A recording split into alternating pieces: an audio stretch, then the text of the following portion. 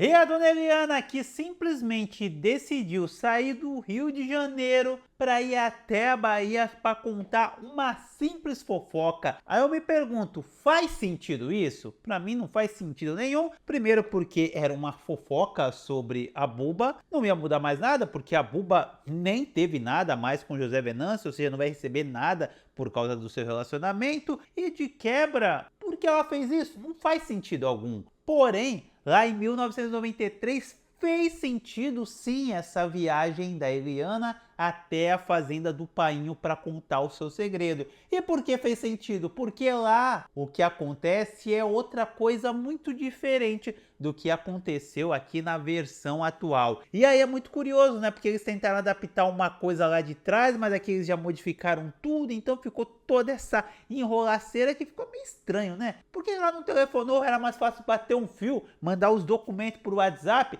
Ela já tá meio sem dinheiro, sem condições, não tinha nem dinheiro para ajudar lá no Forró Bodó, ajudar nas despesas lá do Rashid, nas despesas da Sandra, mas aí para ficar viajando para lá e para cá ela tem dinheiro? Muito estranha essa história, mas a gente vai comparar a versão de 93 com a versão de 2024 e você vai entender o porquê de fato a Eliana viajou. Simplesmente porque em 93 ela viajou, mas ela tinha um contexto muito melhor do que o contexto atual dessa viagem dela. Mas a gente vai conversar sobre tudo que aconteceu nesse último capítulo da novela Renascer, mas antes tenho que pedir aqui para vocês deixar o seu gostei, porque você sabe, né, que o seu gostei ajuda a gente demais aqui do canal. Bom, a novela que começou justamente com o Tião, que pra mim deixou de ser Tião Galinha pra virar o Tião Sonhador. Apesar que isso é muito retrato, né, do trabalhador brasileiro, né, que sonha em sair daquele perrengue, sonha em dar um futuro melhor para sua família,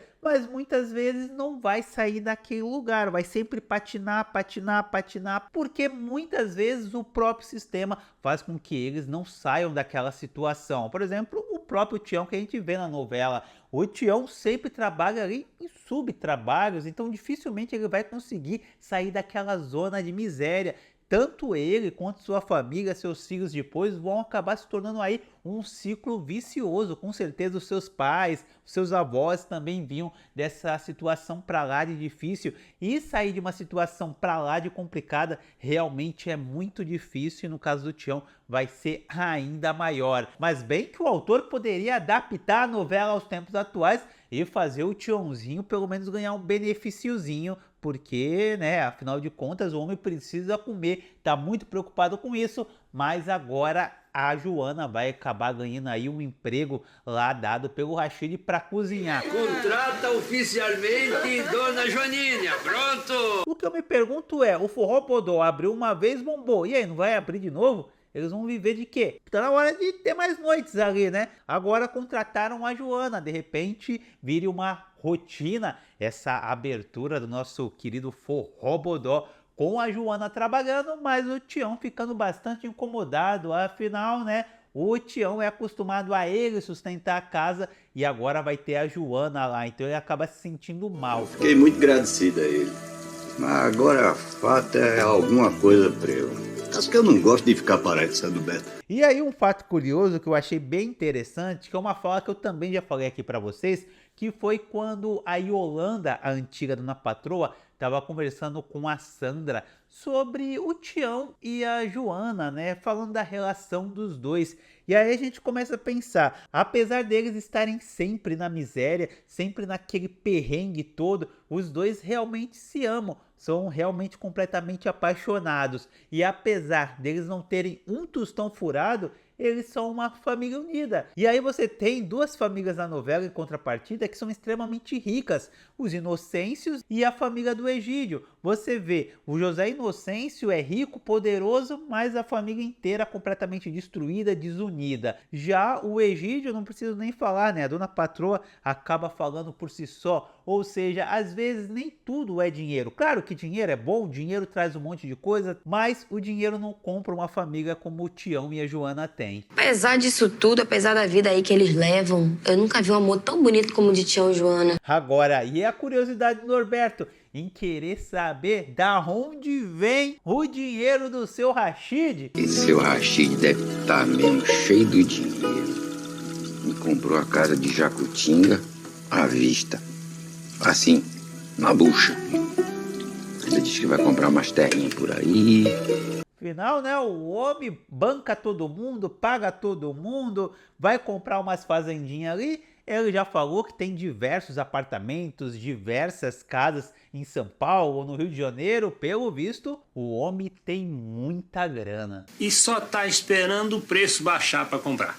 Mas olha só, um danado seu Rashid, não é mesmo? Mas pelo visto, o Tião conheceu um novo grande amigo, o Deocleciano, que acaba dando uns conselhos pra lá de interessantes para o Tião, que volta a relembrar sua história com a sua velhinha, né, a galinha preta, e o seu ovinho debaixo do braço. É que pra se ter um diabinho assim, eu penso que não é pra qualquer um. Porque se fosse pra qualquer um, eu também teria o meu. E ali ele acaba tentando encontrar um emprego com o João Pedro, que apesar de estar demitindo, de repente possa vir contratar o nosso querido Tião. Mas como o próprio Tião acabou falando, o JP vai contratar mais perto da safra. E ele precisa de dinheiro para hoje, ele não precisa de dinheiro para amanhã. O Tião é pobre, tá miserável. Ele não pode esperar até a colheita chegar para enfim conseguir um trabalho. Ele precisa de comida para hoje. A fome das crianças é para hoje, não é para daqui 2 meses, 3 meses, 4 meses. E a gente começa a entender o quanto é complexa essa situação do Tião. Agora vamos falar dela, Buba e Guto. Vocês viram a diferença de comportamento do Guto comparado com José Venâncio? O Guto, quando a Buba perguntou para ele sobre o que ia acontecer quando José Inocêncio descobrisse tudo, o Guto foi posturado e falou: eu vou dizer que eu tô perdidamente apaixonado. Mas e o resto? O resto pouco importa. Você sabe do que eu tô falando. Isso não é e nunca foi um problema para mim. E assim, Guto e Buba acabaram indo para Salvador contar pro painho que os dois agora seriam um casal. Mas Eliana também decidiu ir para a Bahia para contar um segredinho para José Inocêncio.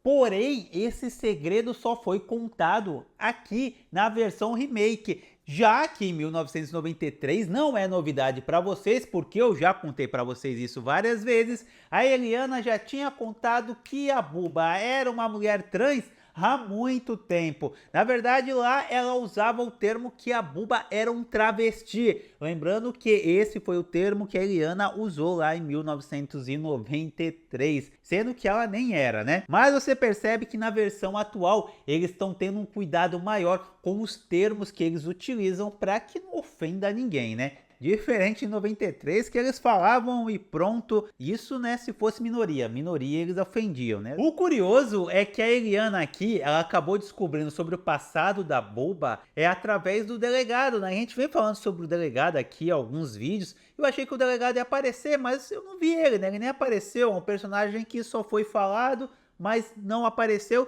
Ele foi lá e entregou tudo para a mãos da Eliana e a Kika ficou completamente desesperada, com medo do que a sua amiga possa vir responder na justiça. Mas é engraçado, né, a Kika falar: ah, mas ele cometeu diversos crimes, como o delegado não soubesse que ele estaria fazendo algo completamente ilegal. Lá em 1993, Buba, José Augusto e Eliana pegaram o mesmo avião para chegar até as terras de Painho. Imagina que eu vim no mesmo voo do Zé Augusto e da tal da Buba. Ah, eu vi os dois, mas não cheguei nem perto.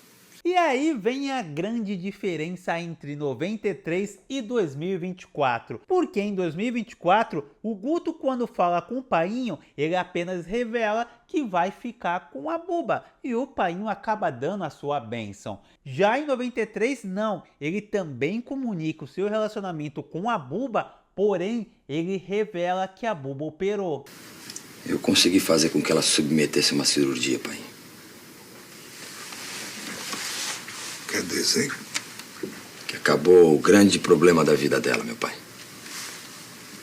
Você tem certeza? Tenho absoluto, eu estava lá do lado todo o tempo. Ou seja, o Painho já sabia de toda a situação da Buba, no capítulo equivalente de 1993, diferente de 2024, já que em 2024 o Guto não conta nada pro Painho e aí quem vai acabar contando a bomba é a própria Eliana. Aí você vai se perguntar, tá, se a Eliana em 93 não tinha segredo algum para contar, por que ela viajou até a fazenda? Bom, é que lá em 93 a Eliana acabou descobrindo que não tinha direito a nada. Consultei 2 advogados, Sandra.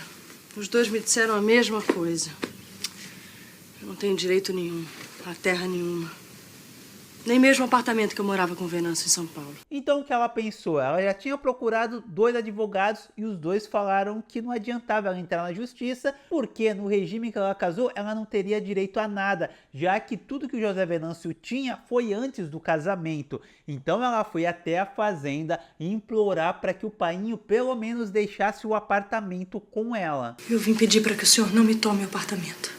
Então você vê que teve uma diferença muito grande. Enquanto em 2024 a Eliana foi lá apenas fazer uma fofoca para destruir a Buba sem motivo algum, quer dizer, motivo tem, né? Vingança. Afinal ela foi uma mulher traída e quer se vingar de qualquer jeito da Buba. Você veio aqui pra falar de Teca? Não, pra falar de Buba. Isabela. Mas esse não era o nome dela. Já em 1993 não. A Eliana foi lá simplesmente para implorar para que o Painho tenha a dó dela e deixe pelo menos ela ficar com o apartamento. Agora, em 93, muita gente ficou curioso com a Buba. Mariana, eu não virei mulher. Eu sempre fui mulher. Só que agora eu vou poder tomar banho de rio com você, banho de cachoeira. Não é à toa que a própria ficou bastante incomodada. É horrível, viu, essa curiosidade.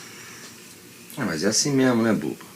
Daqui a pouco todo mundo esquece, vai ver. Mas agora eu quero saber de vocês o que você achou desse último capítulo da novela Renascer. Comenta aí, tô muito curioso para saber sua opinião. Ó, vou deixar 2 vídeos sobre novelas aqui, caso você tenha interesse de assistir. Então até a próxima, noveleiros sedentos por spoilers. Fui!